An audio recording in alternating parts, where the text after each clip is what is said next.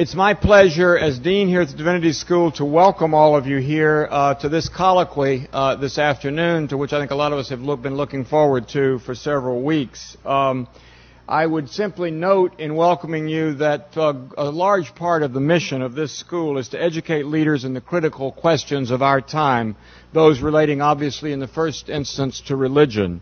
Bioethics certainly is one of those questions, and we are very, very happy to be able to host this important conversation. I'm going to immediately introduce to you our Associate Dean for Academic Affairs, Professor, President, Dr. Mark Edwards. Mark was a faculty member here at the Divinity School and left his senior faculty position to become a college president at St. Olaf in Minnesota. And in his early retirement, he has been persuaded to come back and to work with us part-time as academic dean here. Mark's own work is on the Reformation period as an historian, particularly one of the world's leading experts on Luther. The mean side of Luther, I think, to a large degree, has been Mark's specialty in that. But he's also a person with great conversance with science, having founded and run his own software company at one point as well. So it's a pleasure to introduce Mark to host the afternoon's discussion. So, Mark.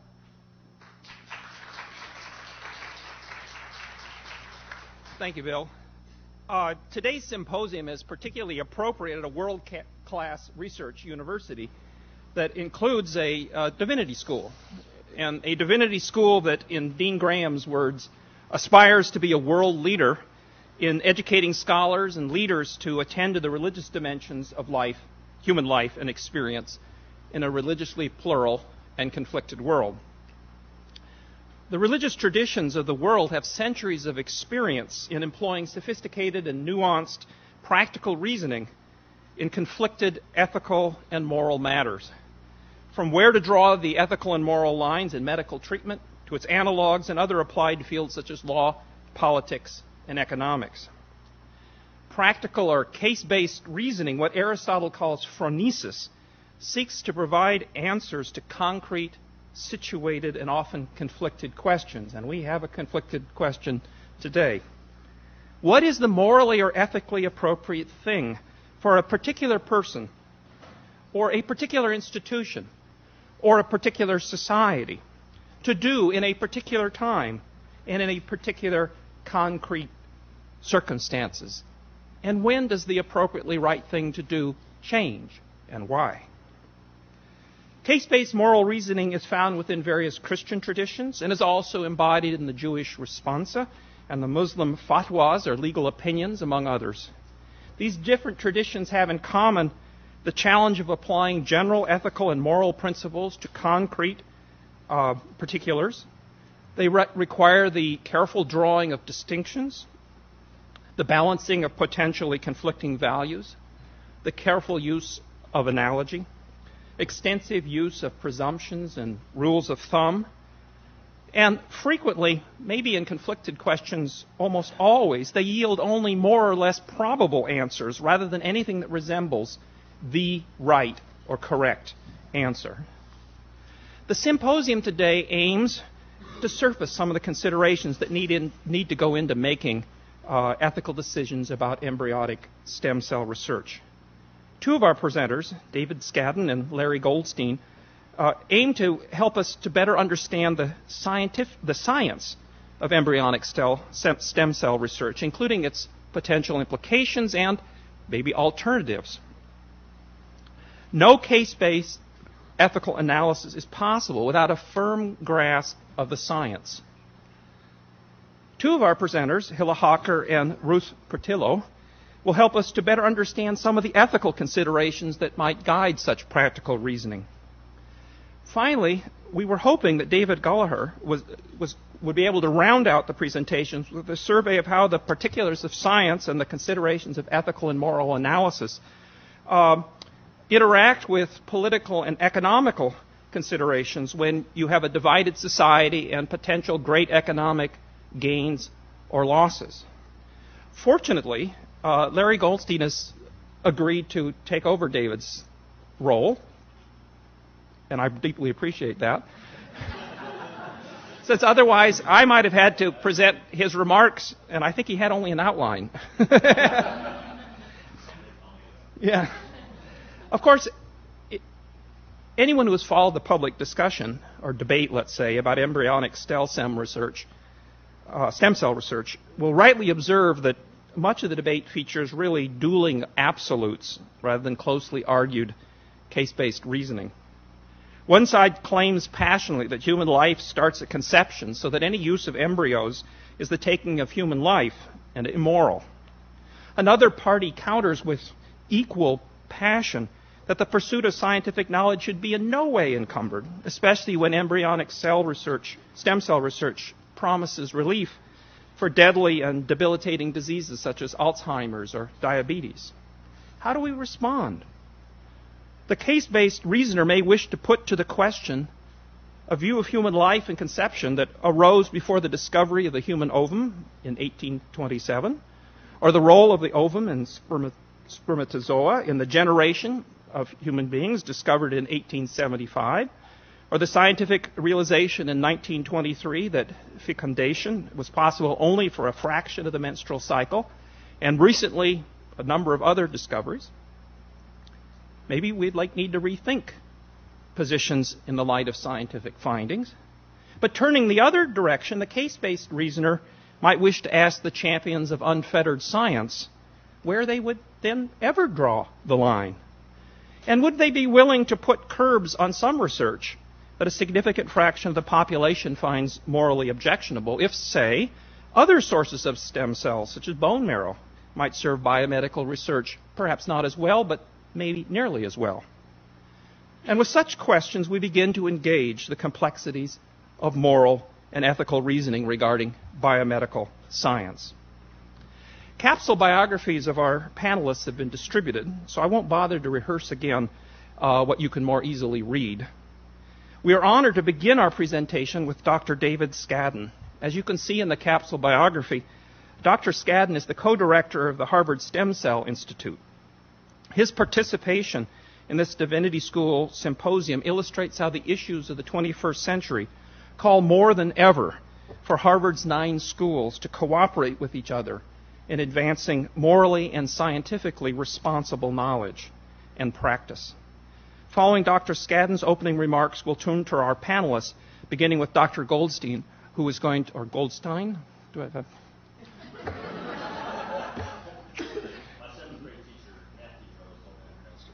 Oh. I pronounce it Goldstein. Goldstein. Who will deal both with the science and with some of the political and economic issues, and then move on to our ethicists. So thank you very much, Dr. Scadden.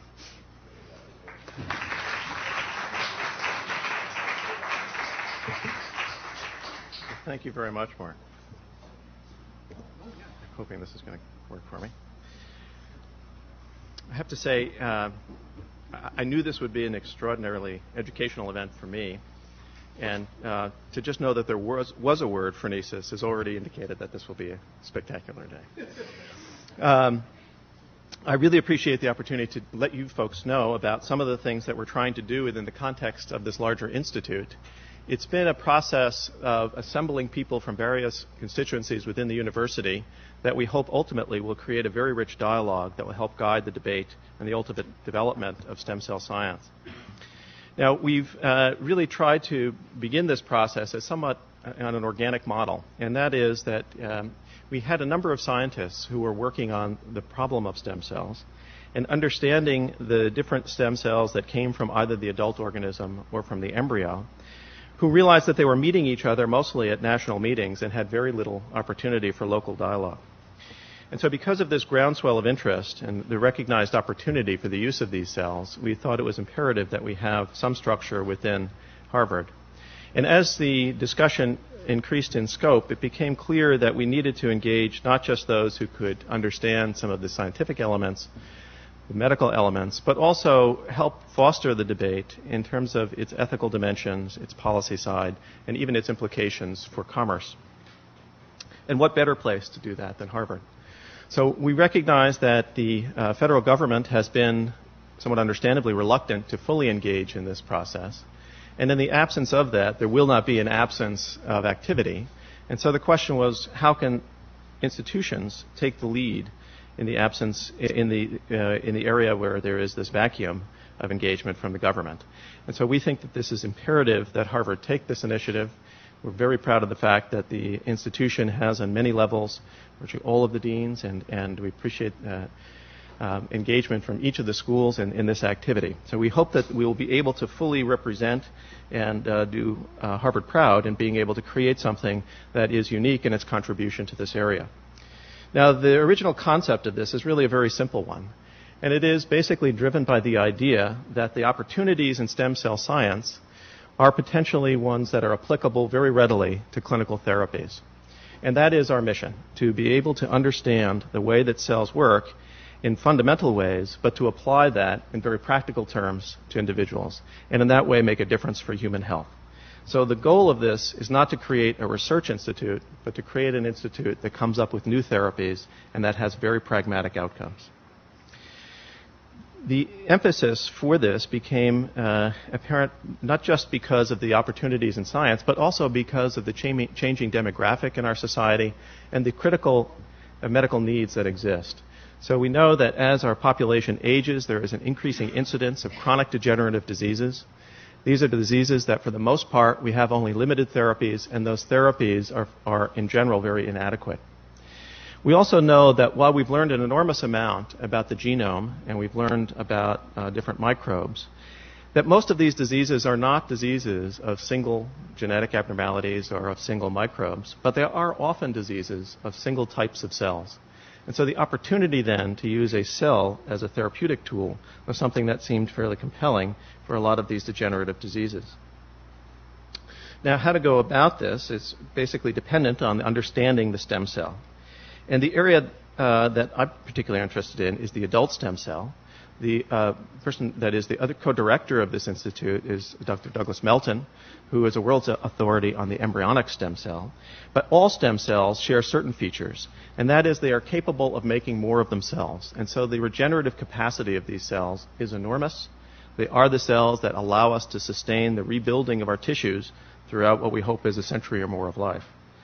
In addition, though, these cells are not just capable of this self-renewal process, which would in some ways be a formula for tumor development, but also have the capacity to undertake programs. Oops. Hello. Wrong button. Oh, that one. Of differentiation. There we go. And that these cells can go from a fairly generic cell that's actually difficult to identify because it's essentially naked, to a cell type that has fully differentiated capacity and can make up, for example, all of the different cell types that compose the blood and immune system. Now, the idea that these stem cells exist is an old one. This is not a new science. In a sense, we have known and been using stem cells for now the better part of a half-century, where stem cell transplant was initially undertaken, and I'll have to say it was initially done in a Harvard-affiliated hospital, as a way to try to restore immune function in an individual getting a transplant of a different organ. Now, the early days of this kind of stem cell therapy, adult stem cell therapy, was something that brought enormous controversy, that this was thought to be unsafe, unwise, untenable, and unwelcome at Harvard. And the individuals that were engaged in this research actually had subsequently left Harvard to try to find more welcoming areas. They ended up in upstate New York and then finally went on to the West Coast and finally went on to a Nobel Prize. But so they did reasonably well leaving Harvard. But that process was one that is very informative for us, both in terms of the kinds of complexity of developing issues that really are at the edge of medical science, and also those that have a fair amount of engagement from a number of different areas that need to be refined before we can take this process realistically forward, but that have a tremendous impact. I have to say one of the reasons I got involved in this field is I was an intern and feeling fairly sorry for myself. I was actually at a local wine store. And I was debating about what field to go into, and the person who was helping me asked me what I was doing. I happened to be on the bone marrow transplant unit at the time, and he said, "Oh yeah, I had one of those." About 10 years ago, he had undergone this process and now was living a fully normal life, a person who would have been otherwise had his life terminated in his early teens. So it really has spectacular power, even in the limited way that we can use stem cells today. And the hypothesis is that if we understand that paradigm and can extend it, that we have the possibility of having a similar impact, but now on a much broader range of disease. So how does one go about doing that? There are a couple of different strategies, and this is really across the range of different stem cell research that exists within this institute. The first is to try to understand the adult stem cells. So these are the cells that are used in bone marrow transplant, but we know that those cells present in the bone marrow can also be present in other tissues. So there are stem cells in the brain, there are stem cells in the liver, there are stem cells in the skin and in the gut, but we don't really understand how to utilize those fully in a therapeutic context. And the idea is if we can understand them better, we can perhaps make a difference for diseases that affect those organs as well. Now, in addition to isolating them and manipulating them, there is the idea that perhaps we can develop medications that target those cells and in a way restore function. We know that the body is essentially engineered to patch, but not really fully regenerate. And maybe we can tip the balance more toward regeneration if we understand the cells more fully. But we know that those cells still have limited capacity compared to the embryonic stem cell. That there are lessons to be learned from these cells because they have the capacity to form all different tissues and are the cells that clearly make up the entire organism during the course of development. So we know that these cells are unique. These are the only cells that can make all different types of cells. Whereas the adult stem cell, the stem cell we get, for example, from the bone marrow, it's capable of making some cell types, but the blood stem cell only makes blood. The mesenchymal stem cell will make cells of either muscle or bone or cartilage, but still it's restricted in what they can do. Now, these cells are, of course, very different in what they can do, but also in where they arise. So we know that the embryonic stem cell exists very early in development. So immediately after fertilization, after the first few cell divisions, the embryo takes on this amorphous shape that really is about 100 cells and the size of the head of a pin. And in that so-called blastocyst, there is an upper zone that you can see that's a collection of cells, the so-called inner cell mass. Those can be isolated, grown in culture basically indefinitely, and those cells have the capacity to become all different tissue types. So those are the embryonic stem cell. Now, as you might imagine, trying to extract a cell from that embryo is impossible without disrupting that. And so invariably, creating embryonic stem cells results in the blastocyst no longer being viable. Adult stem cells can come from many different areas of development, but virtually any stage beyond the blastocyst is restricted in terms of its capacity to form only multipotent cells, cells that can only form tissues of a particular type. Now, the embryonic stem cell, as I mentioned, can have this capacity to self-renew, similar to adult stem cells, but it can differentiate much more broadly. So in addition to blood, an embryonic stem cell can make nervous tissue, and it can make pancreatic islet cells. And in fact, it looks as if the embryonic stem cell is virtually the only type of stem cell that can make those islet cells that are critical for the individual with diabetes. So envisioning therapies that are based on stem cells for diabetes may require that we use embryonic stem cells.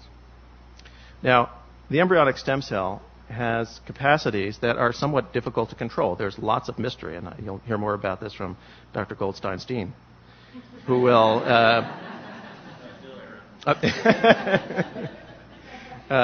speak to the issue that these cells can become specialized cells of different types. And I'll just mention one very interesting thing, in that they can actually become cells that very much resemble a cell type we might need. So in the setting of a patient who's dying of heart failure, the idea that you can create a cell type that beats and in many ways resembles a heart cell to possibly create a patch is something that's quite extraordinary. I'd say this is a great deal of fun under a microscope. But in any event, there is much that needs to be learned, and it needs to engage people across different disciplines and across different disease entities. And so what we've tried to do is to organize people who think about the basic biology and the medical biology into their areas of expertise in this type of a grid structure where we engage those who are interested in the various different disease entities as well as these different scientific themes, and hope that these points of intersection will be particularly rich in terms of understanding and developing new approaches. But clearly, that is really only a limited part of what we need to do.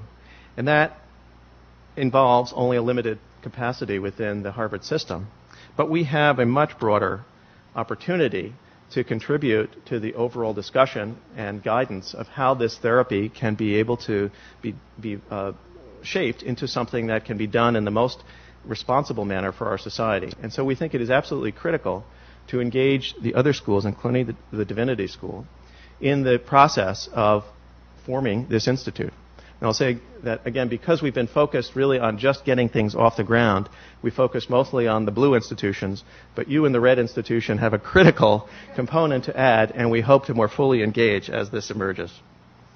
So what will we do? We have a series of different events that we have prioritized and have taken some steps to move forward on, but this is clearly still the very early days of a very ambitious undertaking, and so we look forward to engaging you fully and to having your participation in creating what is truly a valuable institute. And with that, I'll close.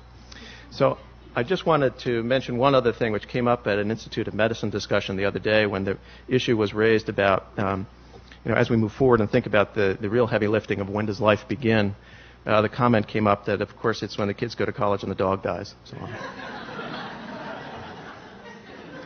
thank you for your attention.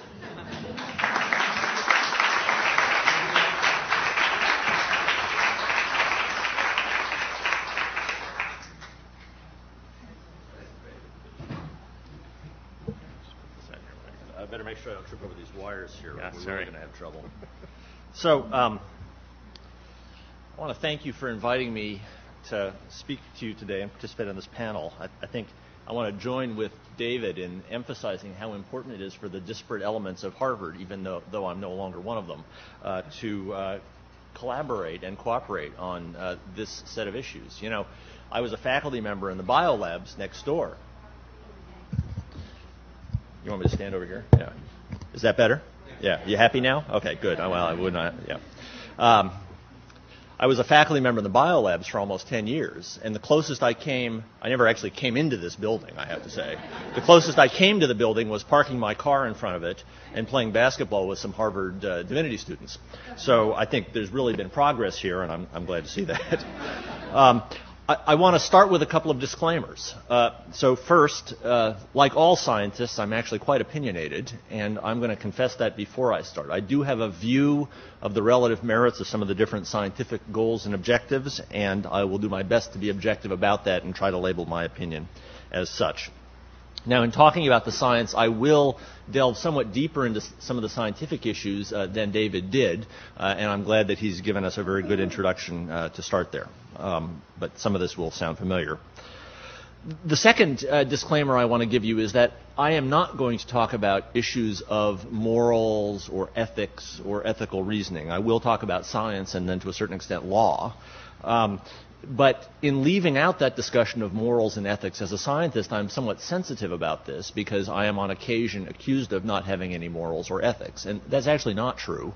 I've thought a great deal about this particular topic, and I can tell you that my resolution of what I think are, in fact, conflicting moral imperatives, the moral imperative to protect unborn human life, as well as the moral imperative to treat human disease, and I think for some people those just come into conflict in this sphere. My resolution of that is that I think we do have to proceed with what is in fact a complicated area of science, law, and ethics. On occasion I'm compared, or people like me are compared to the Nazis when we take that view, and I'd like to argue that that's not an appropriate comparison, and in fact acts contrary to finding areas of common ground. So with that as a series of disclaimers, let me launch in here. So this is a fairly complicated debate I'll touch on, and I want to just start by emphasizing what David said, which is that these technologies are desperately needed because of the limits of organ transplant to treat disease, particularly degenerative disease, and also because we have very inadequate understanding of many diseases that we wish to treat, and some of us think that stem cells are going to be critical to developing that understanding. I'll touch briefly on what stem cells are and what we know about them, and I do want to talk a little bit more about what we know about adult stem cells and embryonic stem cells, because the news media sometimes may give you a somewhat incorrect impression of what's going on in the science. I'll touch briefly on a technique known as somatic cell nuclear transplant, which is another way of developing stem cells, and talk about how that relates to the debate about human cloning, just very briefly. And then at the end, I will make some legal and policy recommendations. I just can't help it. Now, the basic principles are as follows. You'll remember that cells are the functional unit of the human body. We're all built of cells. And the most useful analogy I've found is that you can think of all the different cells in our bodies as being small businesses. They all have different jobs, right? So cells in our pancreas make insulin, cells in our brains transmit signals, cells in our heart contract to pump blood, and that is their area of specialization or differentiation, like a small business that makes a particular product or what have you. And of course, the reason this is such a critical notion is that many diseases, in particular the degenerative diseases that David mentioned, are caused by breakdowns in the cell. And there are really two ways that this happens. One, of course, is that the latter one that David touched on, sometimes cells actually die and are lost. This is what happens in type 1 diabetes, juvenile diabetes, where the beta cells in the pancreas are gone, or in Parkinson's disease, where the neurons that make dopamine have died and are gone. But there's a second way in which this is an important concept, which is sometimes the cells are still alive but are damaged. They don't function properly anymore. And heart failure is actually a very good example of that, where the cells in the heart that contract, the cardiomyocytes, are still there, but they've gone through degenerative changes so they don't contract properly anymore, and so they don't pump blood as well. And both of these cellular mechanisms are important to thinking about the treatment and understanding of chronic degenerative diseases. Now, if you go through the list, the big hitters in this area, there's some big diseases, right? Diabetes, spinal cord injury, heart failure, the neurodegeneratives, Alzheimer's and Parkinson's, blindness, muscular dystrophy. It's a long list that are characterized by this kind of cellular failure. Well, how can stem cells help? So happily, David defined stem cells for you. They're cells that can divide to give rise to more stem cells, or when challenged, treated with appropriate chemical entities, chemical molecules, can differentiate to adopt specialized jobs. And of course, they're ultimately the raw material for hopefully fixing some of these problems or better understanding the diseases so we can treat them in a more intelligent way, as I think will happen with Alzheimer's disease. But they may indeed turn out to be the limit to the supply and source problems for organ transplant in the distant future.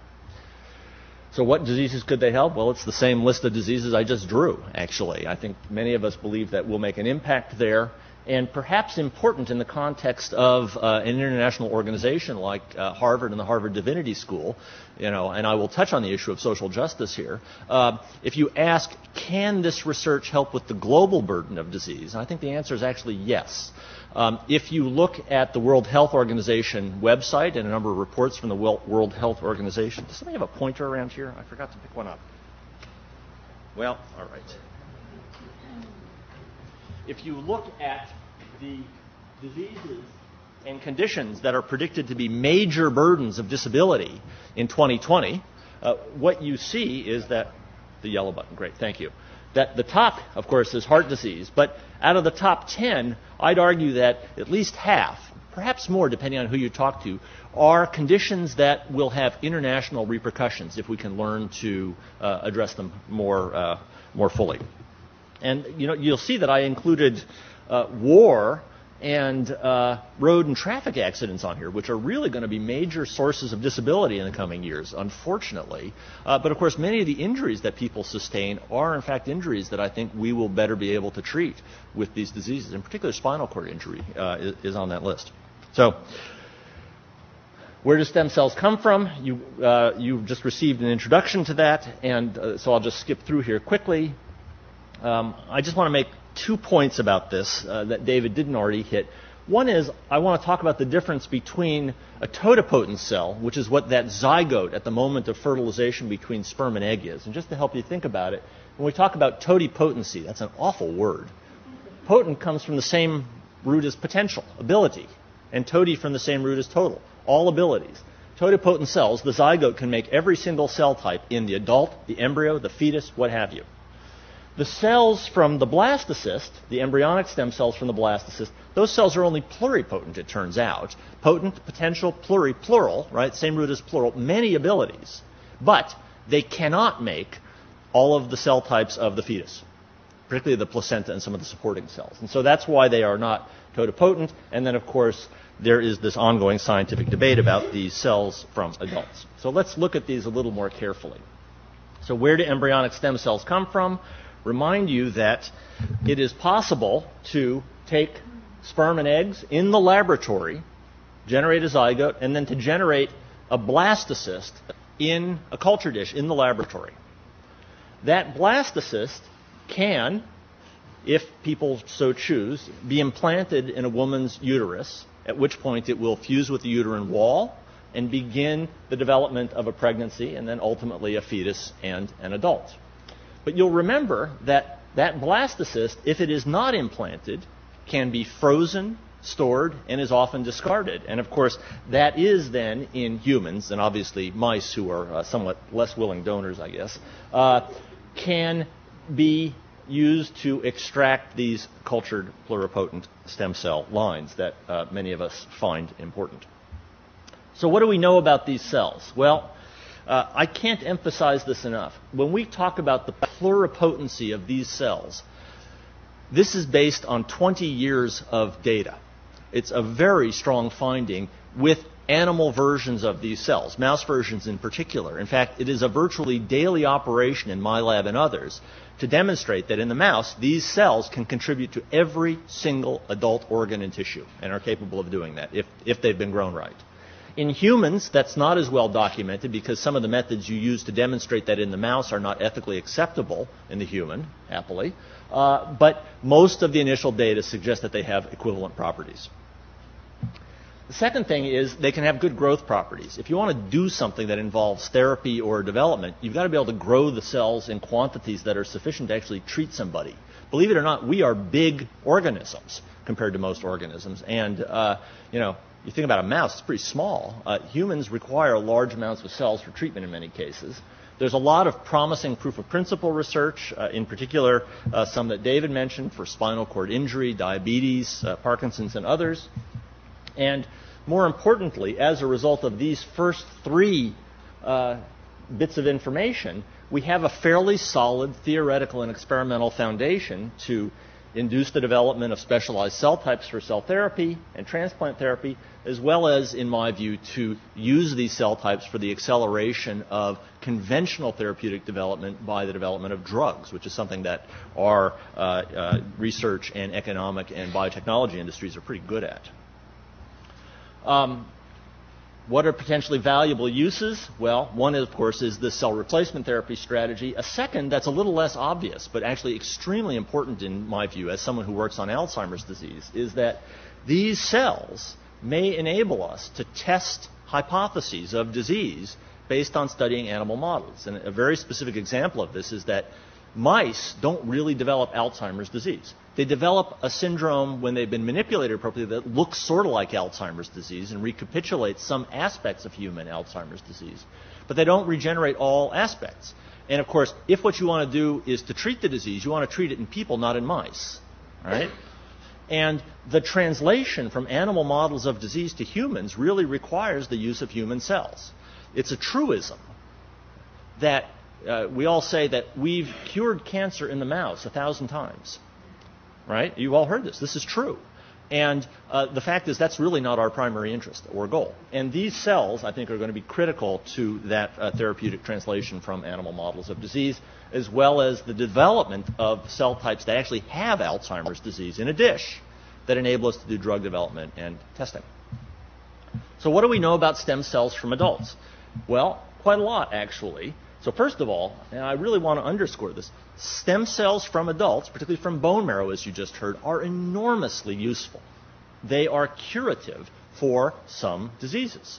But so far, the application of stem cells from adults has been pretty much limited to the treatment of diseases of blood formation like sickle cell anemia or diseases of the immune system like leukemias and lymphomas. And they haven't had a lot of use outside that. And if you talk to someone like David, he'll tell you that many people who need bone marrow transplants can't get them because we don't have enough genetically matched donors to treat them. And so even though it's a very successful therapy, it's limited. It's extremely limited. Most work so far suggests that stem cells from adults have restricted potency and growth potential. There's a number of experiments that often appear on CNN and in USA Today, in the secondary literature, as you might think of it, that suggests that stem cells from adults have a lot more potential than was originally thought. You've all heard the fat stem cell experiment, right? You know, cells from liposuction making neurons in muscle. Everybody loves that, right? But in fact, if you go and read those papers or look at the literature, many of the most extraordinary claims have not been reproduced, and of course that's critical in scientific inquiry, is independent reproduction. And second, unfortunately, if you go read the actual papers, as I've done, as David has done, and I won't speak for David, but I'll speak for me, some of them just haven't been very well done. And I think the media doesn't always reflect the quality of the underlying science, and that's an important issue. And I'll just point out that if you talk to the top scientists in our country who work on adult stem cells, David Scadden, Catherine Verfey, Irv Weissman, they all say the same thing, actually, which is there's a lot of good stuff that can be done with research and development of stem cells from adults, but they can't take the place of embryonic stem cells. We just don't have enough data to say that. Maybe someday, but not today. All right, what is nuclear transplant technology? So that's the other piece to this. So what can be done is to take an oocyte, an egg cell, and to remove its nucleus, remove its genetic material. No sperm involved here. And that resulting, in my view, membrane surrounding a bunch of proteins and nucleic acids, a bag of chemicals, one can take a nucleus from, say, a skin cell, genetic material from a skin cell, put it into that oocyte and activate it. And after several days in a dish, that will make something that looks a lot like a blastocyst. Now, why would you want to do that? Well, in my view, the real answer to that is that you can use those to generate cultured pluripotent stem cells. And the trick is that these stem cells are virtually genetically identical to whoever or whatever animal donated that initial skin cell or cumulus cell, as has been done recently. So if you have a kid with type 1 diabetes, if you could do this, you could have genetically matched cells to potentially treat that kid with. And that may be a way out of some of these genetic match issues in bone marrow transplant and other transplant situations. But it needs a lot of development. Why wouldn't you want to do this? Well, you wouldn't want to do this because in animals, at least, it is possible to take those blastocysts and make an adult. That's bad. That's cloning people, potentially, right? So what do we really know about this? Well, actually quite a lot. There's one cat, to my knowledge. I don't think a second one has yet been successfully created. A lot of sheep, some goats, a lot of cows. This works pretty well in cattle, it turns out. It's very useful there. Pig, huge numbers of mice. But the thing you have to remember is that the efficiency is terrible. And frequently there's very abnormal development. In fact, if you talk to Rudy Yanish down the street at the Whitehead, he'll argue that there is no example yet of a normal cloned animal. They all have some defect or disability when you look at them fairly carefully. And even the ones that look normal, you're not sure they're normal. And so as a result, this is something that's just likely to be very unsuccessful and shouldn't be tried in humans. It violates the Nuremberg protocols and violates most ethical issues that we hold dear in the medical and scientific communities. That said, there are a lot of potentially valuable uses of this technology, as you can see. Cell replacement therapy, hypotheses, same sort of things as embryonic stem cell. And in particular, understanding genetically complex diseases like type 2 diabetes or sporadic Alzheimer's disease. And in a big one for me, understanding unique patterns of disease susceptibility. Again, if one is concerned about social justice issues, this is a key issue because you know that different ethnic groups have different susceptibilities to diseases. People who live in different nations have very different susceptibility. And so if one can capture their genetic compositions in cells that are pluripotent, one can potentially inquire as to what's different in the cell types that are susceptible to disease in those people. And I think this may turn out to be an enormous equalizer among different groups for understanding disease, as well as for unique responses to drugs, which is another big issue. So the summary of the scientific issues are this embryonic versus adult stem cell debate, really overblown by the media and by the political establishment. And I'll just say that, the data, I think, tell us that the capabilities, the potential of embryonic cells are well established. We have some information about that. And there's some debate about the capabilities of of stem cells derived from adults. My ultimate point here is, if you're thinking about social policy, if you want to rest it on scientific data, the scientific data say that, well, it's not really settled. What we really need are more data. But that using the existing scientific data to justify one social policy or another is probably not very valid. We just don't know enough. And so in my view, passing prohibitions when you don't understand things is probably a bad idea. All right. Why then? I want to switch then to briefly talk about some of the legal and ethical issues here. Sorry, just legal. I'm not in charge of ethics today. All right, so legal issues. Why is there even a debate about public funding of this research? Why, if you ask a scientist such as myself, do I think that there needs to be public money involved? Well, there are two real issues. One is a policy issue. First is, when the public is involved in funding something, you have sunshine. When you privately fund something in a biotech company, in a pharmaceutical company, it is kept secret in general, and you don't know what's going on. And you don't actually have a lot of regulatory influence either, it turns out. If you want the public to know about things and to have a way of regulating what's going on, the involvement of public funding is actually critical. It is the experience in the United States for the last several decades. The second issue is, although people like to talk about the millions and millions of dollars present in the private sector to finance this sort of research, in fact, I can tell you from my involvement in the private sector that private sector resources are actually quite limited and are often targeted relatively late in the research and development pipeline, and that the major funder of basic, initial types of research in this country is the federal government. It's the public. It's the taxpayer. And that's good. It has actually led to a lot. And finally, I'd like to argue that, all due respect to private institutions like Harvard, many of our best scientists are in public institutions. And certainly even the scientists at Harvard are often publicly funded. From a scientific standpoint, well, you need basic research as well as applied research. Companies generally don't do basic research, and they generally don't fund it either. Human and animal cells may not behave the same. The notion of why you need to work with human cells is that we care about treating diabetes in the human, not in the mouse, ultimately. And it allows you then to combine research and development. Now, as you know, the President has a plan for public funding of this research that he announced on August 9, 2001. Most of them are sort of fairly standard ethical and informed consent restrictions, as well as the go-ahead to start.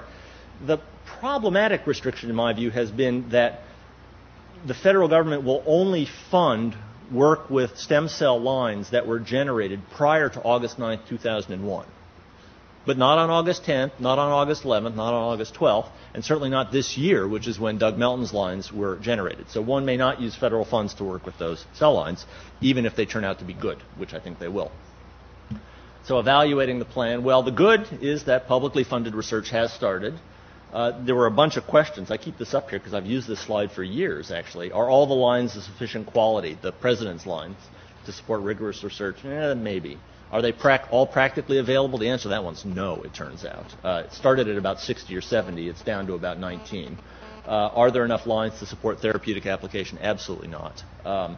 And if additional excellent lines become available, then what? Well, I'm living with then what right now. It's complicated. And as I say, there are serious questions about the quality even of the lines that are eligible today.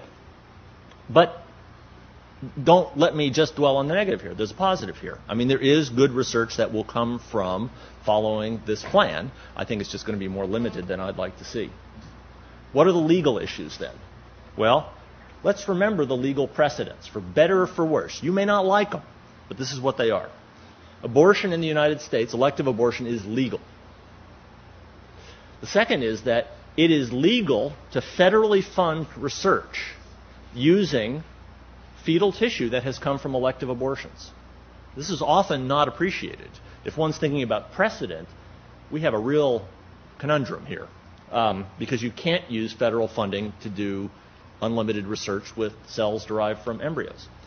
And finally, in a real quirk of the United States, it is legal and common to create and destroy embryos in vitro fertilization clinics, as long as no public funds are involved. So it is a virtually daily operation, as near as I can tell. And of course, people like to point out that there are 400,000 embryos or blastocysts in freezers around the U.S. Probably most of those are really not available for research, but many will be discarded. And the question then is, ultimately, so what? Are you going to do something with them or not? The legislative situation is complicated. It's particularly complicated by this thing called the Dickey Amendment, which I'll bet virtually nobody in this room has ever heard of. That is, in fact, the guiding federal law in this situation. It's an annual amendment to the appropriations bill from the U.S. Congress that was put there 10 years ago and has never been removed. It was put there by J. Dickey of Oklahoma. And the Dickey Amendment says you may not use public funds that are appropriated in that Appropriations Act for any research in which a human embryo is created, destroyed, or subjected to risk of harm greater than that set out in the common rule for the protection of human subjects. And so there is no federally funded research on IVF. And as a result, IVF is actually pretty inefficient and largely unregulated because the federal government washed its hands of the whole thing a decade ago. Predicting the near future, always a dodgy business. The sun will rise tomorrow, but I'm going to make a stab at it here. I think it's unlikely that there's going to be a change in President Bush's policy. Certainly before the election, I think it's extremely unlikely in spite of large amounts of political pressure. I think federal legislation is unlikely before the November election, and I think it's actually unlikely thereafter, for better or for worse. One is the Dickey Amendment. The Congress, in whose hands this really rests. It's okay to blame the president for some aspects of this policy, but a lot of it comes from the Congress. I have not seen the political will to remove the Dickey Amendment from the annual appropriations bill. And until that happens, this is going to be tangled, I think. The president's hands will be tied. Partisan politics, I can't overemphasize how important this is. It's a mess. And of course, Senate procedures are always an important contributor to anything involving complexity. As a result, we have an extremely complex research landscape. That's the only way to characterize it. Although there is, in fact, bipartisan support for proceeding, right? I mean, if you read the papers, there are a lot of Republican pro-life senators, a lot of Republican pro-life congressmen who are in favor of proceeding vigorously in this area of research. There's a certain lack of a broad national consensus, and I'm going to argue that progress has actually been hindered by misuse and misinformation, by a complicated interplay of the opponents, the media, and the scientific community. Are the states an appropriate venue? Well, maybe yes, maybe no. There is, in fact, value to having the states do things when the federal government is deadlocked, right? You try a patchwork, and different states try different approaches, and that, of course, was the original intention of the framers, that the states are the laboratory for experimentation. There's more latitude for national disagreement. Maybe that's good. There are, however, real problems if you end up with a national patchwork, particularly if you start talking about interstate commerce, which is quite common in our country. But it does allow scientific progress while perhaps maintaining some limits. Now, California, I think, has really, I'm going to say, in an unabashedly proud way, led the way here. In our state, I'm going to argue that the political debate is effectively over. That's a pretty outrageous statement, but I think it's true. And the reason is that 2 years ago and 1 year ago, in my view, wise state legislation was put in place. There are 3 or 4 pieces now of enabling legislation that encourage stem cell research with stem cells all kind and is in the process of trying to establish a regulatory framework to put appropriate limits in place, which I think the scientific community actually welcomes. There's apparently strong popular support in California for this area of research. We actually do have a moderate governor and legislature that makes changes in law unlikely, actually. And other states are validating the California approach. And I'm hoping that Massachusetts will see fit to follow our lead here. There's the possibility of substantial funding, as you know, from our $3 billion bond initiative over the next 10 years. And we, of course, I'm going to argue, are uniquely positioned. We have the 5th largest economy in the world.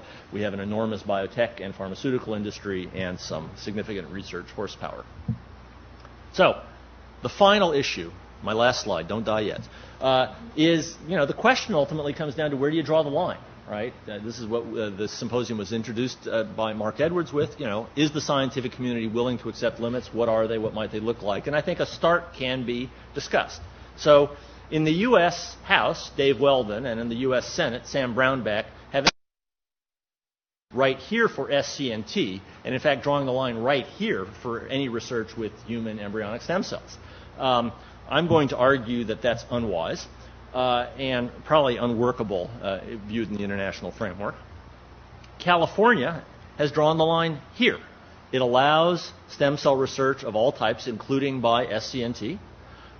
This is what the Hatch bill in the Senate would do, the U.S. Senate would do, and this, of course, is actually endorsed by the American Medical Association and a lot of other organizations, scientific societies, National Academy, what have you. The President's Council on Bioethics is an interesting quirk here, because when given the opportunity 2 years ago, I guess, to vote on this, the President's Council on Bioethics did not support the Weldon and Brownback approach. This is commonly not understood. They did not vote to ban all of this activity. In fact, what they voted to do was to just put a moratorium in place while we worked out the regulatory issues. And so they largely favored proceeding. Now, with the new President's Council, I don't know about that. Some of the what's the right word to put this? Sour grapes were fired. Finally, I'm hoping that the UN will join California. Sorry if I went over time. Thank you very much.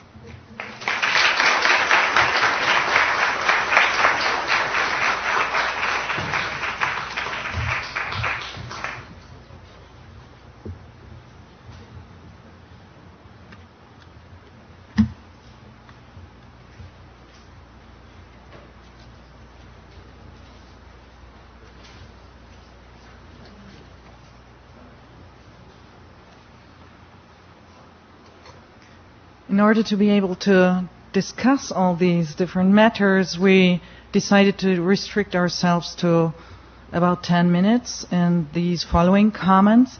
And I decided just to raise 3 broader questions, and I hope we can come back to these questions in the discussion.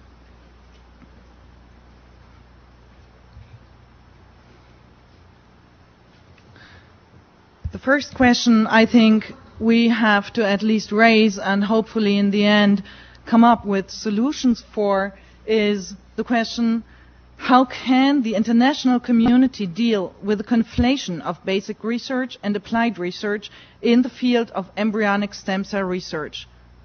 I come back to that.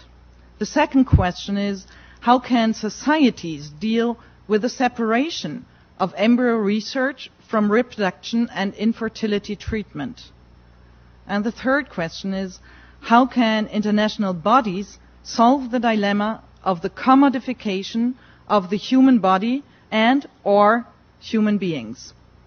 So let me start with the first very, very broad question about the conflation of basic research and applied research. In your first slide, you said the purpose of the Harvard Stem Cell Research Center is clearly to be directed to application. And I would hold that in the whole field of biotechnology, actually, there is no pure basic research. Usually we are always talking about at least the aim of application.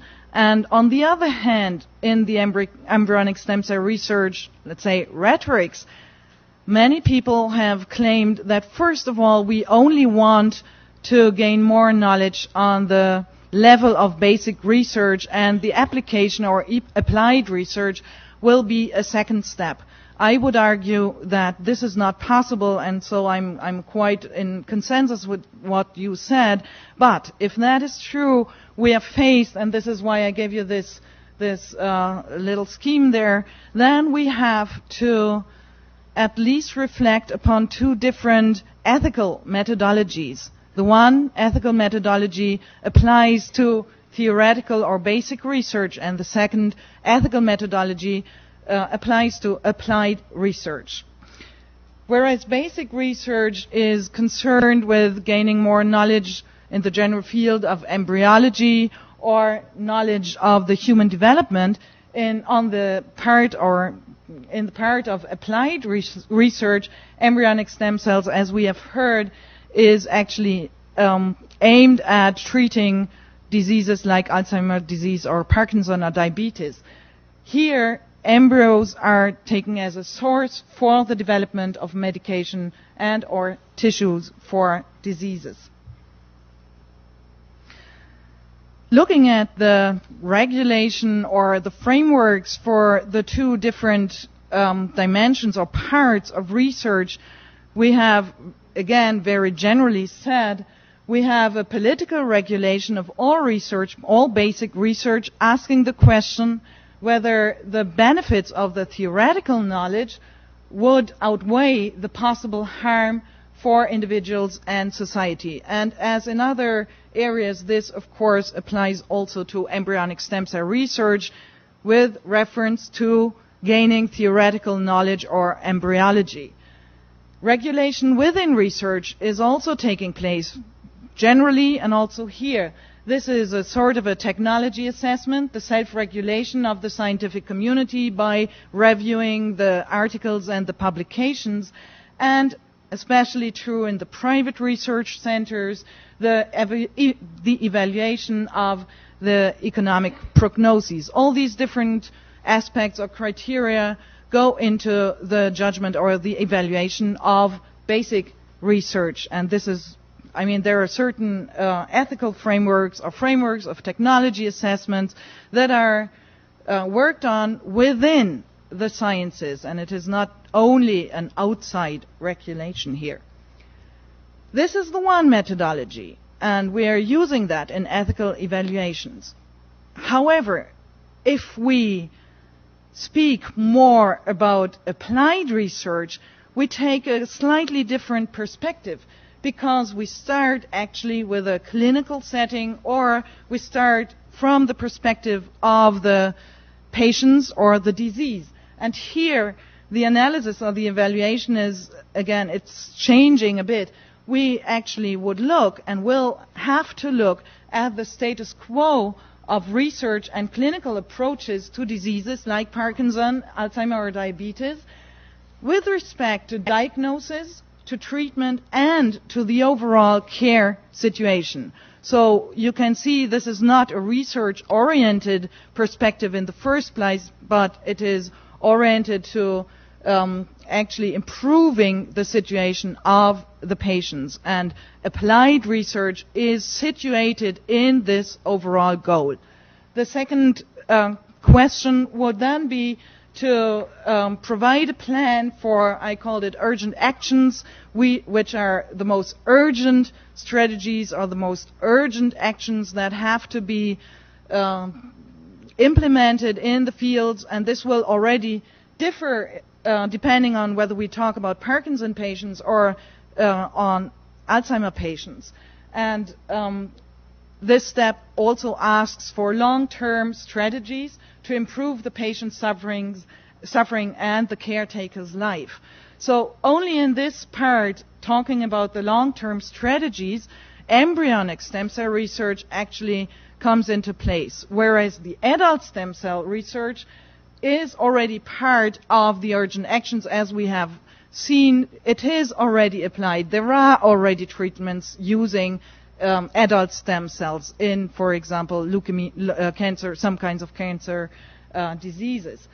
The normal thing in this approach to the applied research is a priority setting for the applied research. So on the one hand side, we have the clinical priority setting concerning diagnosis, caretakers, and patients' situations, but on the other hand, we also have to decide upon priorities within the clinical research, and this won't only be a strategy for the next 2 years, but of course a long-term strategy. I had a conversation, as we all had, on a conference call, and we actually talked about the many patients' organizations in the United States who desperately seek the scientists to go on with embryonic stem cell research. And I must admit, I am, what was your word, opinionated too, and I'm from Europe, and there the situation is slightly different, and I just want to quote one of the patients' views that has become quite, I don't know, well known in the European context, that is from a Swiss professor of molecular biology, also suffering from Parkinson's disease. We, the patients, feel betrayed and misused. Betrayed by those who could know, or even should know, that the hopes they raise in us will be dashed.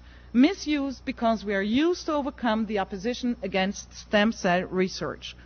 Now, I can only state that, and others could state other patients' opinions and views that are in contrast to this.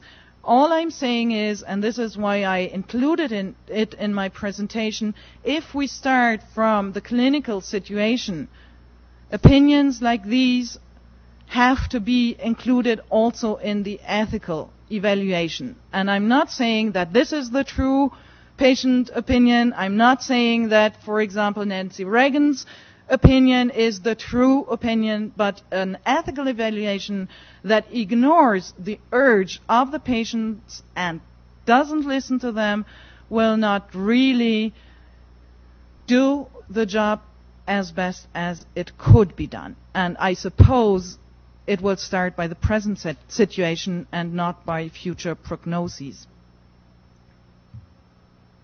The second question I raised concerns the relation between the reproductive medicine context and the stem cell research. Here we have a kind of an amazing situation in a way, because since the 1970s, and that is at least true for the European context, we have permitted embryo research in the context of reproductive medicine. And let me just give you one figure. I only found that today. For example, in the United Kingdom, between 1991 and 1992, after there had been an authority board that supervised the embryonic research, we have had embryo research on 50,000 embryos in connection with reproductive medicine. Now, in the 1990s, we observed a new, let's say, a new phase within reproductive medicine, taking pre-implantation diagnosis. That means actually in vitro sex selection or in vitro medical selection as a suitable strategy to either improve the infertility treatment reproductive medicine was aimed at, or to, well, broaden the field of family planning to those couples who were suffering from a specific genetic disease and try to have offspring without these genetic traits. So that would be the medical selection. What we have observed in these 30, 40 years now is that the status of the embryo has become a difficult problem. It was in the first place in this embryo research very, very tightly connected to improvement of reproductive medicine itself, and seems to broaden at least since or for the last 15 years. Now, the stem cell research in this respect is different, because here for the first time we have a complete separation of the context of reproduction and parenthood and embryonic research. Embryos are no longer worked on or researched on to improve reproduction itself, but they are taken as a source for future medical treatment in completely different contexts. And I only want to raise this question. We have to discuss that as societies, as the international community, to make this step as reflective as possible. On the other hand, the interdependence between reproductive medicine and stem cell research actually remains. It remains via the donation of gametes and embryos, and it remains via the continuity between non-reproductive and reproductive cloning. And this entanglement of reproductive medicine and stem cell research, talking about the sources, more or less the egg cells on the one hand side, and the impossibility to actually draw a line in practice between non-reproductive cloning and reproductive cloning is another topic that has been debated and will be part of the discussion in the next few years. And we better start now to be very, very reflective about that. Now, the third question I raised is concerning the commodification of the human body and perhaps even the embryos. And I will only kind of hint to this big problem that we face in organ donation or commodification there too. And this enters the debate here too, especially with respect, of course, to egg cells. And just to give you one example, and again, I have the figures from Britain. There is a desperate shortage of egg cells in the context of reproductive medicine already. And in the scientific literature, you can read about payments or compensations for donations up to $30,000. Usually in the research field, women are paid between $3,000 and $4,000 or $5,000, or they just donate their egg cells, as in the case of Korea, where it is being done to serve the country in building up a good research center. So you have the whole range, but I'm only hinting to this problem that egg cell donations are being paid for. I just give you a quote of Donna Dickinson, who is one of the experts, legal experts on stem cell research, United Kingdom, but also the director of the European Network for Women's Rights. And she is quite clear about this point. If donors believe they are demonstrating altruism, but biotechnology firms and researchers use the discourse of commodity and profit, we have complete commodification with a plausibly human face.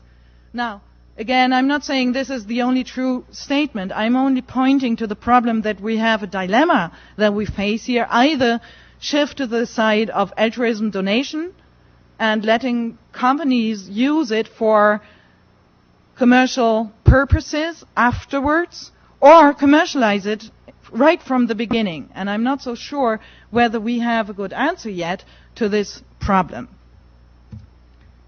Let me just, and this will be the end, let me just point to the role as I can see it from here, and having not had any conversations yet about that, this of course can only be very, very tentative.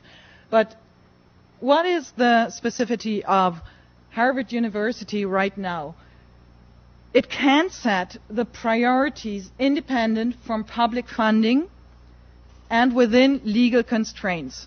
So Harvard University is not to be compared to any kind of, let's say, commercial or profit organization, but it is an in-between university, and the Stem Cell Research Institute will have an in-between position.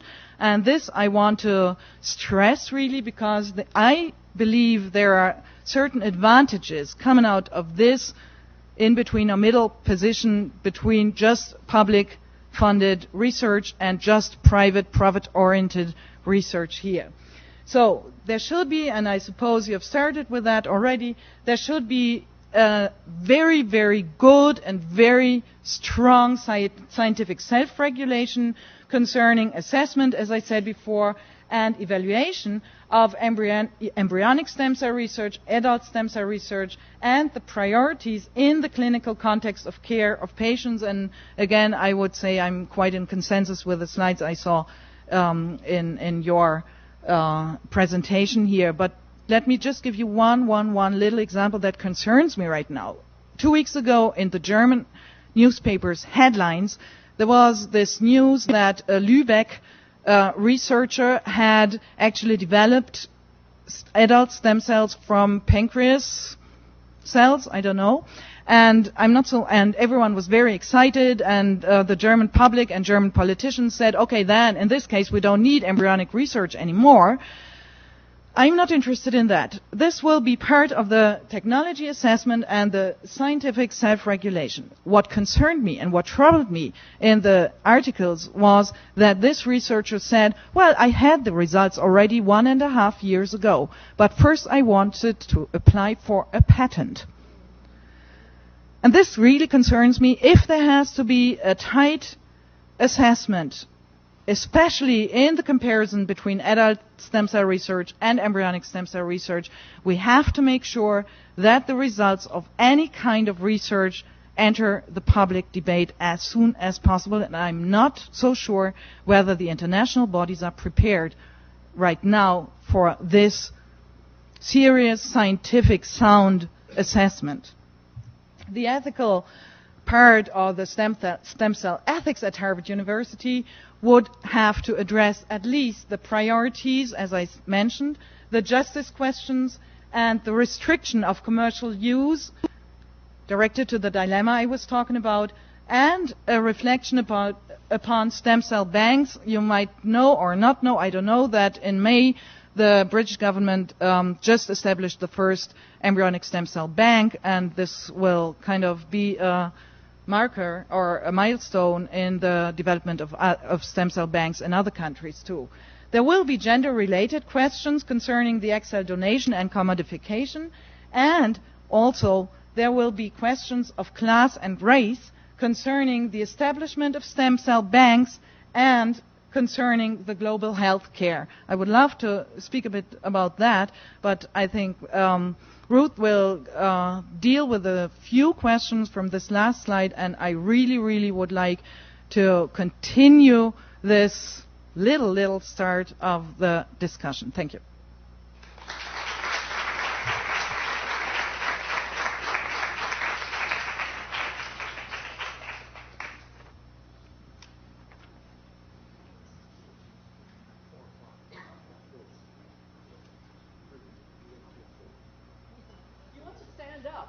I could hardly get up. Why don't you stand up for a minute? It's been a long sit in a kind of warm, humid room.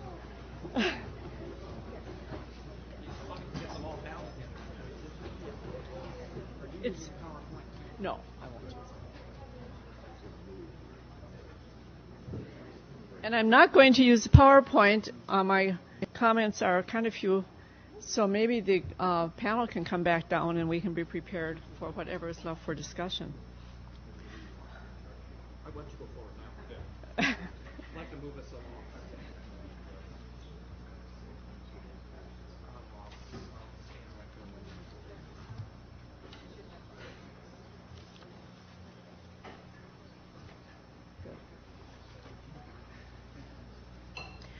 I'm not using, PowerPoint. I'm Ruth Purtilo, and I do want to take a small piece of the larger ethical issues that Hille so nicely laid out and expand on just the justice portion with three major points.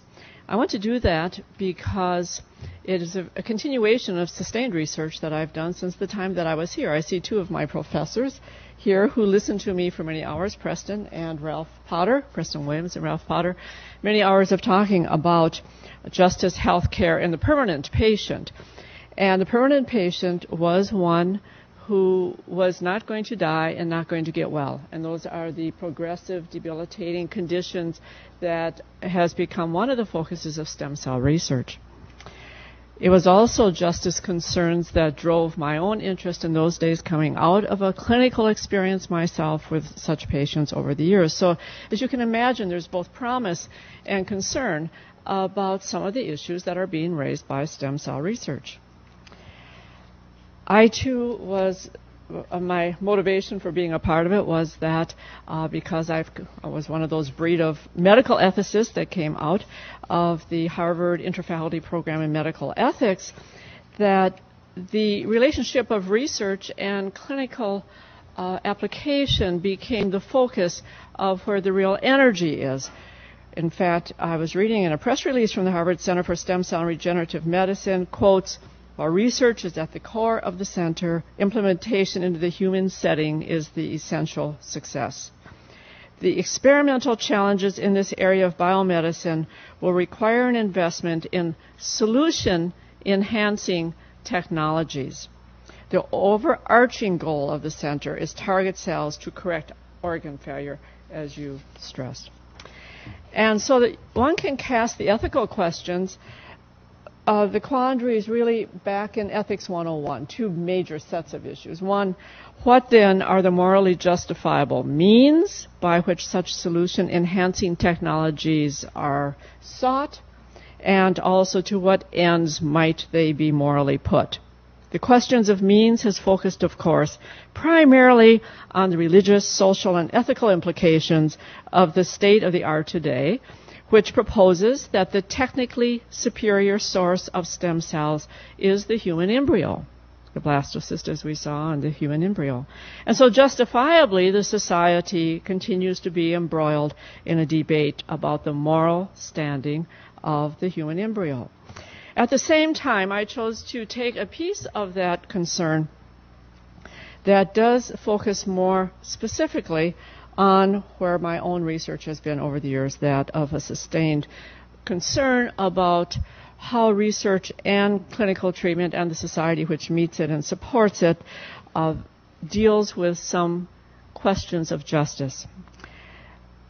The standpoint from which such issues must be assessed, I will submit, is that the neglect of these justice questions is to be complicit in allowing both the moral means and the ends of current practices to go unchecked, even as that prior question of the morality of doing such research at all using embryos remains open to discourse and debate.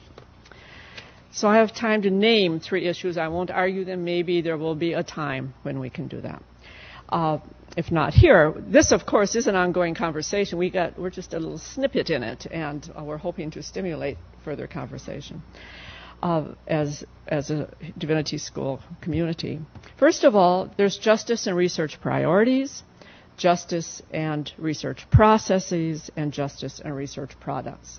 So in the setting of priorities and the processes by which such findings are promoted, and in the products, what should we be thinking about? I'm going to just use an example for each. Number one, justice and research priorities. I'm going to call this the issue of proportionality.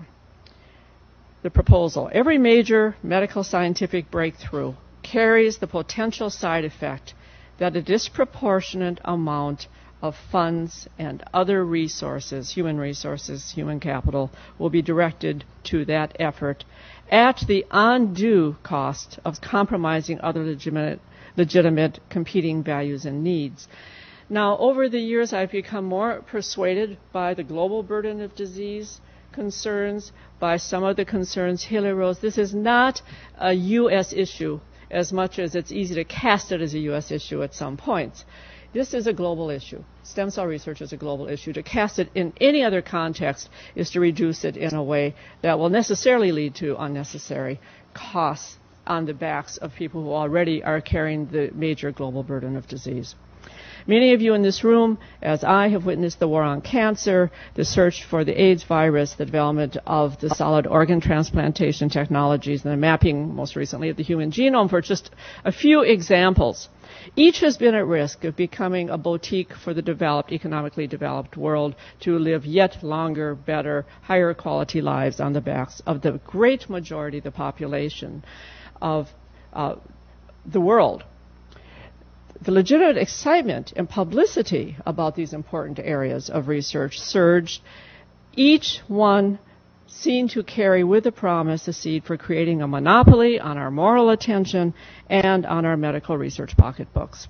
So an area to continue to see, and I must say the data about where some of the world burden of disease is being carried, I haven't seen them. Some of them dropped down in the data you have. I want to talk with you about that because I was going to mention, for instance, asthma that's induced by cooking fires, by the kinds of fuels that are used by the vast majority of peoples, is way up on the burden of disease globally and hasn't been addressed in that's the lower respiratory infections. But that dropped much further down than I've seen it on any other list. I'd still put that way high, way up, along with some of the diarrheal diseases. And the burden of AIDS, particularly in economically developing countries. where some of their issues are not the same as they are, at least in the first wave, and even as we continue at Harvard, in Omaha, in San Francisco, and other places where we have relatively unlimited resources. So the first area for vigilance is to try to keep some sense in such a community as ours of the proportionate, in spite of the excitement, which I share because it's about conditions that I've spent literally my whole professional life being concerned about, to say, okay, there's promise for some kinds of conditions. How do we keep that balance of a proportionate amount of resources and attention being devoted to this newest thing on the horizon? I'm still trying to catch up with the genomics, and now I'm told we're in the post-genomic era, and I'm way behind. Number one. So number two, in the processes, again, I think here the use of human embryo is a fundamental question that hasn't been addressed completely. We're in uncertainty about many pieces of that, about how to proceed. And at the same time, because of the focus on that, or in addition to the focus on that, let me say, I think another piece that is starting to increment up, and you mentioned in your last PowerPoint, the gender-related issues about the resource of human embryos, women. A recent 2005, I think it was May, first week in May, you sent the issue around to us from Nature, in which a concern that isn't often brought to consciousness about the use of women, this time in Korea, to be hyperovulated by the use of hormones, so that instead of the 1 or 2 that would be the normal ovulation, they were being, through hormonal injections, shooting out 12 to 20 hormones at a time. The international community began to raise questions. One researcher here in the U.S., who was a collaborator, said, well, we can rest assured this wouldn't happen in the U.S. We should be happy if it can't happen in the U.S. It should not be a source of comfort. It should be a great source of concern that the very source of the possibility to continue this research may be done where there is not consent, or even if there is consent, the question of the degree of risk is being put aside. Fortunately, some parts of my own profession, working with policymakers and others, have said informed consent in many areas of the world where it's an individual conformed consent, the way we're used to doing it with a 5th grade level, or what a, quote, rational person would want, all those standards, just doesn't work for some of the necessary collaborations we're doing with the rest of the world. It's a particular cause for concern about the use of women and other vulnerable populations who, by virtue of needing money, not fully understanding, or not being free to speak, are now becoming they're becoming the human subjects for continuing this research in some areas. It won't work for us in the long haul if, in fact, it doesn't happen here, but we don't speak to it happening other places in the world. Finally, so the priority setting, the processes, and that piece that sometimes isn't raised to consciousness as much as some of the other parts of this debate. I also want to mention the justice in the research products. I just learned, again, by preparing for this, a term that I hadn't heard before, and in fact something I don't know very much about, but I want to introduce it to you as naively as I know about it myself and encourage you to continue to read about it. And I'm going to call it the challenge of beneficiary inclusiveness, the term being biological access, the problem of biological access that is inherent in who, if in fact we do this research, we can answer the ethical questions and continue to promote it with the excitement that it also, and the promise it also carries, how we distribute the good, how we distribute the product. Biological access means that we are so differently biologically, our haplotypes are so different, that unless the problem of biological access, the stem cells themselves, are pooled and put into these pools with the biological properties that represent the diversities among us, the use of them simply won't be available to whole sections of the population. I'm talking, of course, globally, or I'm certainly talking about Cambridge, Massachusetts as well. And I learned this from most of my reading was done in something that Larry and I were discussing earlier. The Hastings Center did a very impressive report on, headed by Ruth Faden at Johns Hopkins, on some of the justice issues about stem cell banks that are developing. Of course, you hear that part of the problem is that there's not enough in the stem cell banks by the researchers.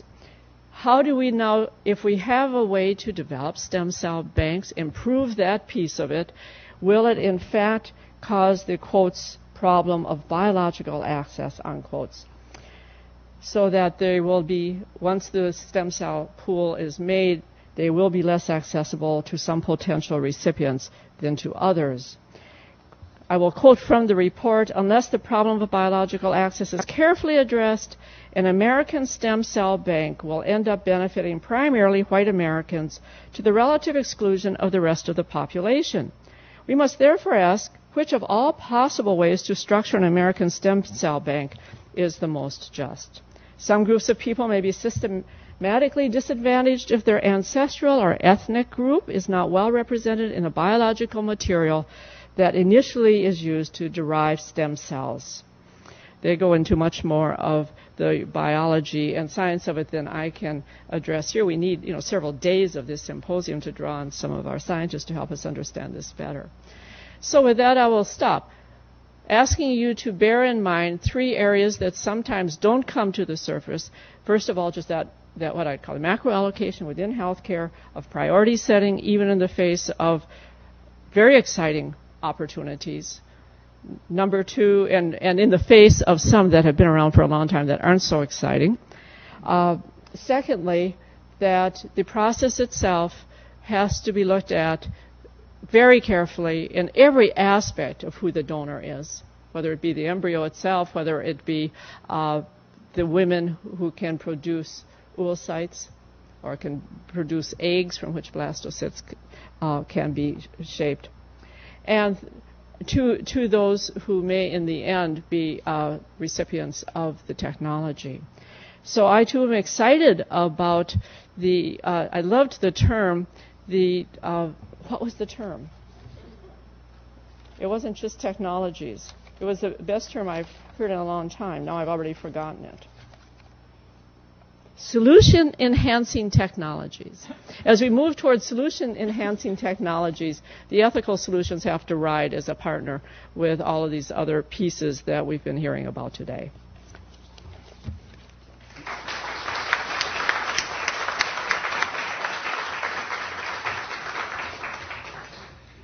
As I think several of the panelists have indicated, we're only scratching the surface of a very complicated issue, but I think we have the material now, some material on the table on which to begin a conversation. And I would like to ask the panelists first if they would like to say something to each other on any of the issues raised, or sometimes questions raised, and then I will turn to the audience for questions. Me? Yes. So having listened to my colleagues, I've got four short issues that I just want to raise for people to think about that just cast some of what they said in a slightly different light. Point A has to do with the issues of profit and commercialization. I don't lean forward very well. Okay. Is that better? Yeah. Okay, great. The first is the issue of profit and commercialization, which we're very sensitive to as a society, as we should be. The problem in the United States, at least, is that the development of drugs cannot and never does happen in academic institutions in nonprofit settings, in my experience. They are all done in the for-profit sphere, and I'm not optimistic about seeing that change in the near future. That's the way the whole process has been built, and so it's an interesting topic. Second, I'm going to say a couple of things that are going to be unpopular. The first is, I want people to think about whether making better medical treatments available is necessarily the best way of combating disease in impoverished societies. I'm actually a little skeptical of that myself. I often think that the issues are political and often access to food and water. but it's a topic. The third controversial thing I'm going to say is when thinking about the commodification of people and exploitation, particularly for organ donation, it's worth remembering that things don't always look the same way in those countries as they do here. For many people, their societies have failed them, and they are dirt poor. And in many of those cases, if it's a choice between a kidney and sending their kids to school, it's the kidney. Well, I think the question is, who is that up to? Is it up to us in the first world, or is it up to them in the impoverished? I don't claim to have an answer to this. I just want to make sure that we think about both sides of these issues. Finally, I'll note, maybe this is a little bit less controversial, priority setting is a great idea. I love the idea of priority setting. And I think it's absolutely hopeless in the context of what is in fact chaotic political systems. The U.S. is somewhat well organized as a political system. Maybe Switzerland or somebody else could manage it, but internationally, or Japan. Societies that actually that are better organized, I think, politically than we are. But we have a pretty chaotic system, and I'm just very skeptical about that, as much as I would agree with the need to do it. So. Having lived in Switzerland and knowing about their canton system, I think you better pick another example. There I thought it was organized. And then we'll see either David or Ruth have something. Yeah, you provoked me to answer, but I answer with a question first: profit and commercialization. When I saw the slide of the WHO, I just remembered another slide of the WHO, and that said that in the genome project, applied research, you have for 20% of the global diseases like diarrhea or malaria and so on, only 1% of the budget of the Human Genome Project that is going in there. And these 1% are being funded by the United Nations. So and I agree, of course, there has to be profit-oriented research, and otherwise we won't get any kind of drug developments. But, this profit-oriented drug development, of course, is oriented by profit, by economic reasons. There's nothing wrong with it, but it cannot be left alone in international policies. So if we have on our agenda, and we have that on our agenda, to at least raise the level of health in all countries, and starting better with these who are worse off than others, then a certain regulation or policy making, of course, is desperately needed. So if we look at the WHO reports or United Nations development reports and so on, I think we can start with a bit more serious conversation there. And I think this either or, everything should be non-profit or everything should be profit, it doesn't lead anywhere right now. I think it is an integral strategy that we need, and I leave it with that. And with regard to I only want to answer to the second question, whether always better medical treatment in developing countries is the best solution. Actually, I must admit, I don't know whether I hear the tone, but I agree. But I agree, because if I take the Ruth Faden report on justice, is it really necessary that we develop a stem cell bank in the sub-Sahara? That is their example right now, or will they have a bit more trouble to get a basic healthcare system established, and the stem cell bank is not really in the first or second or third or fourth priority. So in this respect, I agree with you, but it can become a very, very, very cynical argument. And we have to be very cautious using your argument with the organ donations, who speaks for whom in what situation. And I think this whole report is only about allocation. It is not about participation or participatory justice. It is not about compensation and so on. So I think this should be part of the stem cell ethics debate on an academic level. I won't comment on the others. Ruth, David, either of you want to jump in at this point? Go ahead.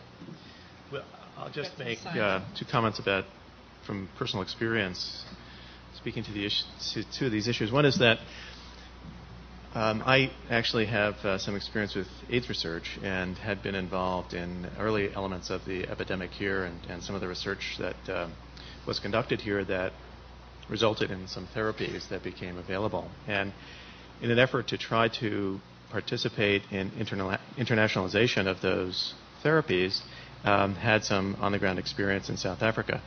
And unfortunately, it really becomes, as Larry said, an issue, not so much one that people with medical or scientific expertise can solve, because we had the tools. The capability was there. The issue was not one of knowledge, tools, of anything other than political will. And it's perhaps the most distressing setting to be in as a scientist and physician, and yet it's one that we could actually do very little about. And so I think, given that we all want to make our contribution, the problems may be outside the sphere of where we can actually make that contribution. So while I feel a great sensitivity to the globalization and issues in other societies, I think we also do have to contribute where we can. And unfortunately, I think what's the problems that restrict our ability to engage in a broader sphere is often beyond our capability. The other is that as a physician, it's very difficult to keep the global mindset at the fore when dealing with people who come in with a particular malignancy, with a particular demand that is something that really requires solutions that we don't currently have. And despite the fact that we have a very wealthy society and a very rich capability to provide good supportive care, we don't have therapies that are curative. We have the opportunity to make a difference there. I can't turn my back on that. And I realize that the options of potentially using that money for diarrheal disease may be something that could have a broader impact. It's really almost impossible to really have that feel like that's a just solution when dealing with that kind of need. The only other comment I would make is that Ruth raises a very important issue about the concern of making sure that we are creating banks that have representation. I'll just point out that there is an ongoing effort to make sure that that's the case with the existing adult stem cell banks. It's a recognized problem with people who are willing to be donors for bone marrow, because there are certain cultures or ethnic subgroups within our society who are less willing to be donors. And one of the solutions is actually to engage the obstetricians to allow us to get umbilical cord blood, which is rich in stem cells, and to be able to do that in areas where people don't normally donate if they're adults, but where they don't mind that this discarded product enter into the bank. And there's lots of effort and emphasis on trying to make sure that that bank is truly a representation of the demographic of our country, and potentially for areas where they're not doing their own banks, such as sub-Saharan Africa. I'll speak to a couple of these. I think actually your position, Larry, is very popular. It's not unpopular. I mean, it might be unpopular with me, but I think I'm the unpopular one in saying, well, you can do this. I do think the dichotomy between public health, and I've come to this over many years because most of my life has been spent in the medical intervention world. And then that was the energy to become a medical ethicist, to look at these bigger pictures. But I did work in Africa. I worked in South America, in the Dominican Republic, and Haiti.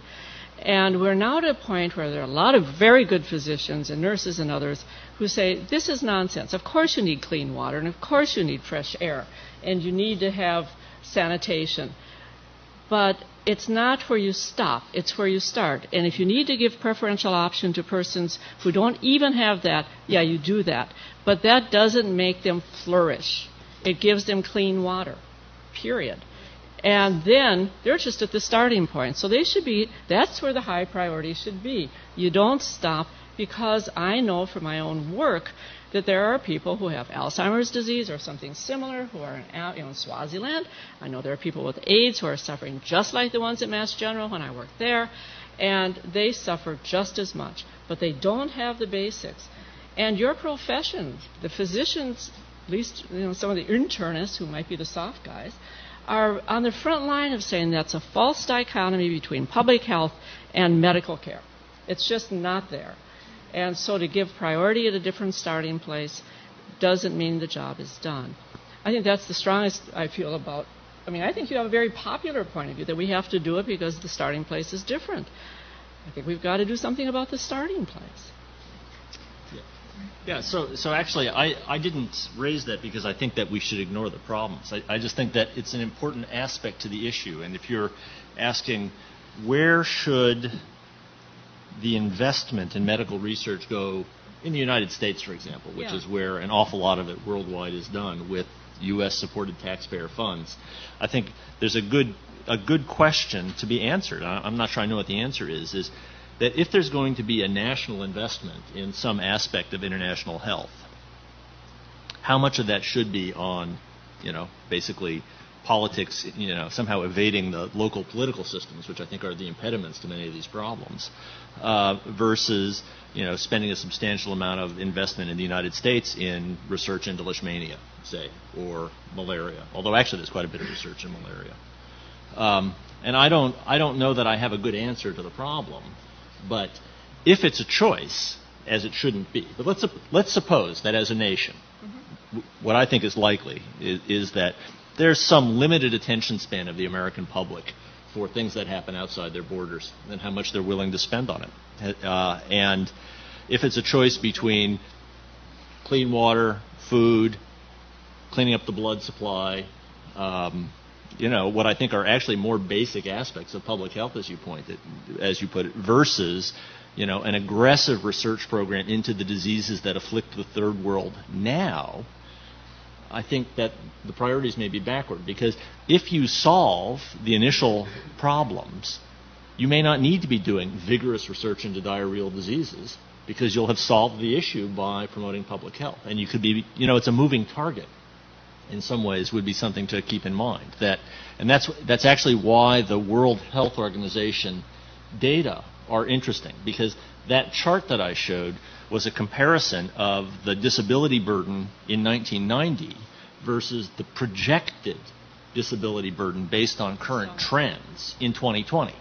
And if you're thinking about research, it's not obvious to me that you want to base your research priorities on what today looks like.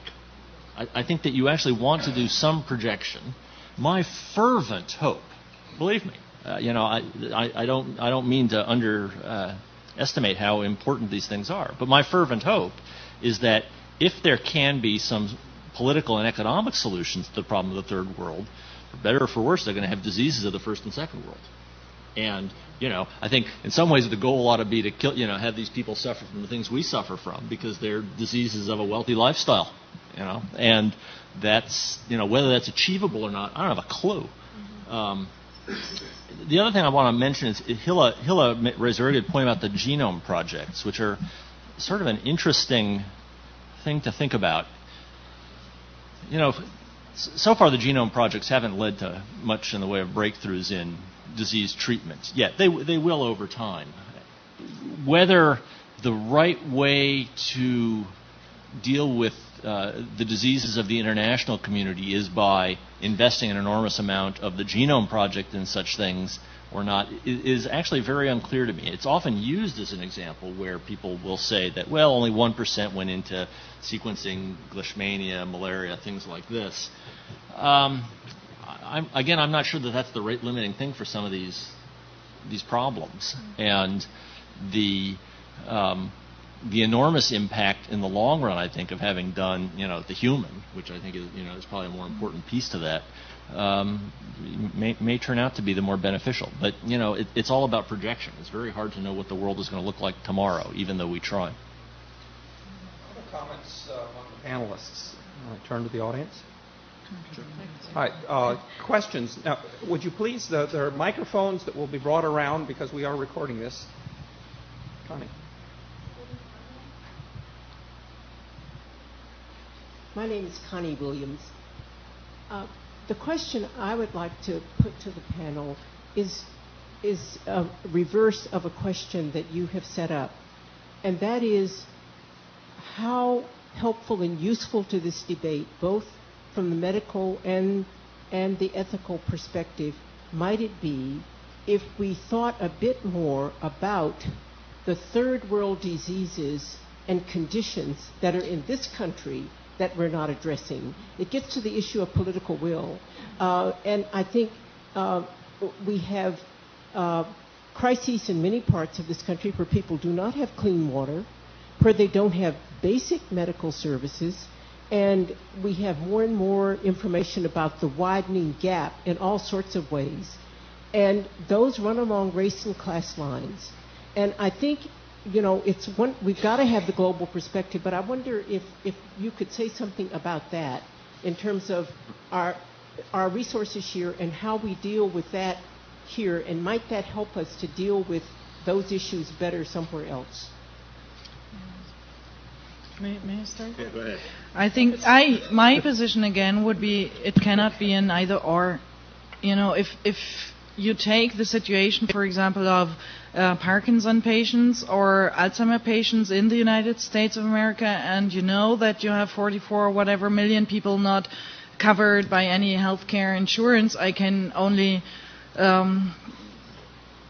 imagine what the care situation is here. And just to say, not to direct my research into improving this situation either on the level of care, as I said, or on the level of clinical treatment that is available already, or on new treatments which we might only have some research data about today, and to weigh it against so-called third world diseases would, in my view, be an either or. I cannot really follow up this, and I think you were kind of heading in the same direction as a physician. You have to be in the place where you are, and you have to also to reflect upon the limits of your scope of actions. This is true for, let's say, for the individual action. It is true for a certain context, let's say a hospital or a research center or so. This is not true for the policies, and for the national policies and for the international policies. There, the whole situation becomes a bit different again. So again, I would say it is not an either-or question, and research always has to be a bit more pluralistic, more divergent than a very, very tight priority setting would allow, because we want some creative things happen, and most of all they happen as a side effect of something one was not heading to. So we want a bit of flexibility there and so on. So I would say just distinguish, we should just distinguish the levels of reflection here.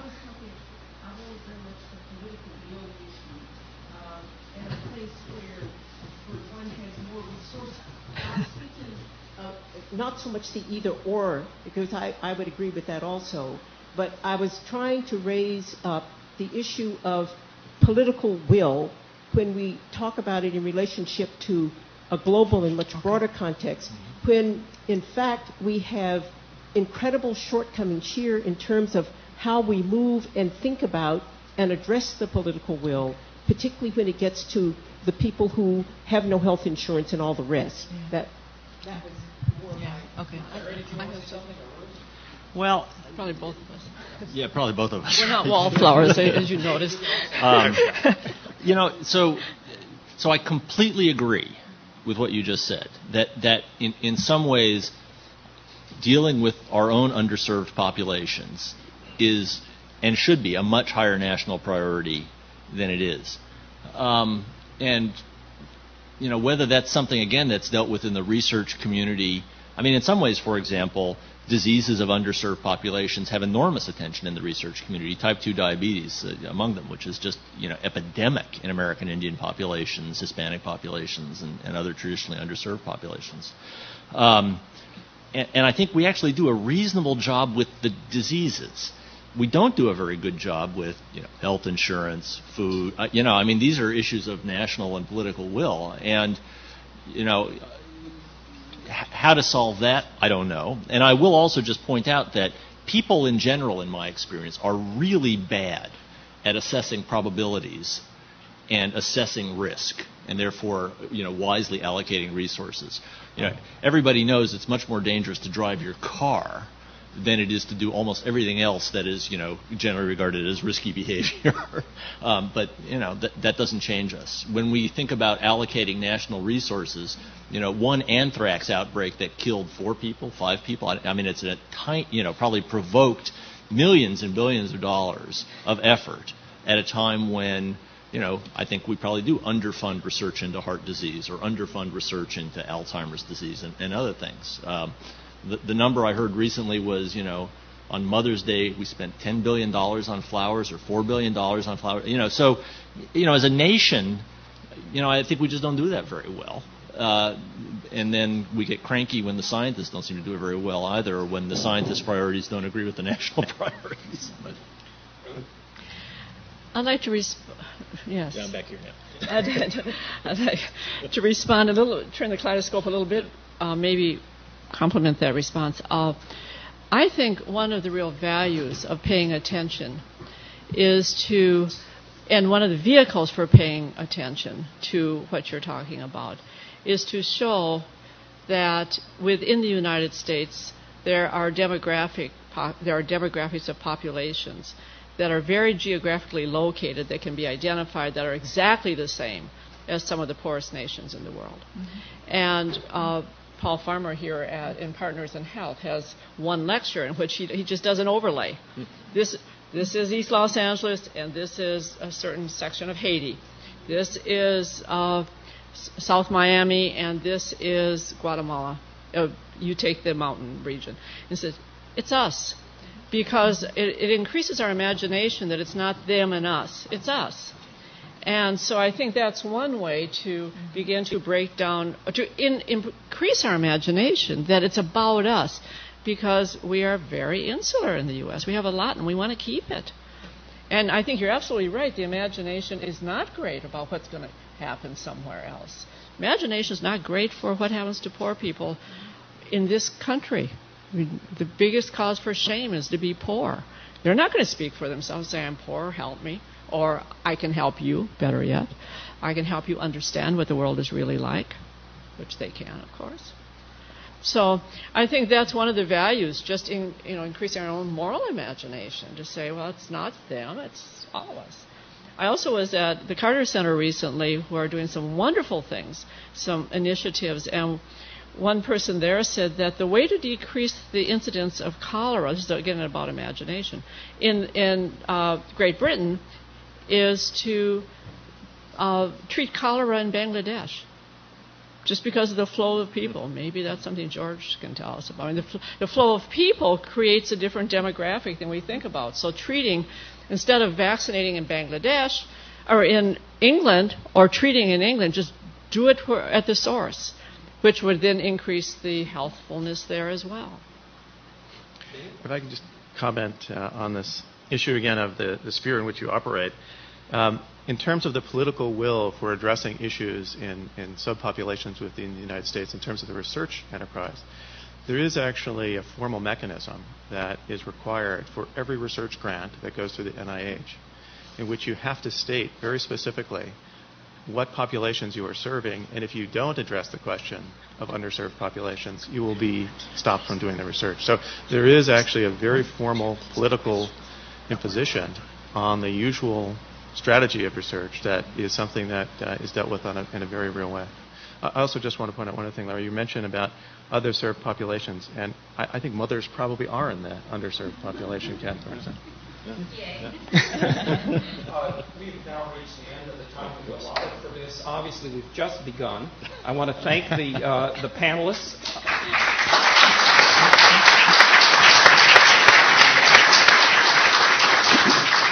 And I'd like to suggest that it is at research universities such as Harvard that have divinity schools and have ethicists in a variety of different schools within the area, that these discussions should occur, because we have a potential to lead, I think, to a better rather than a worse future. Thank you very much. That's one of the debates. It's not about whether the embryo is the first one.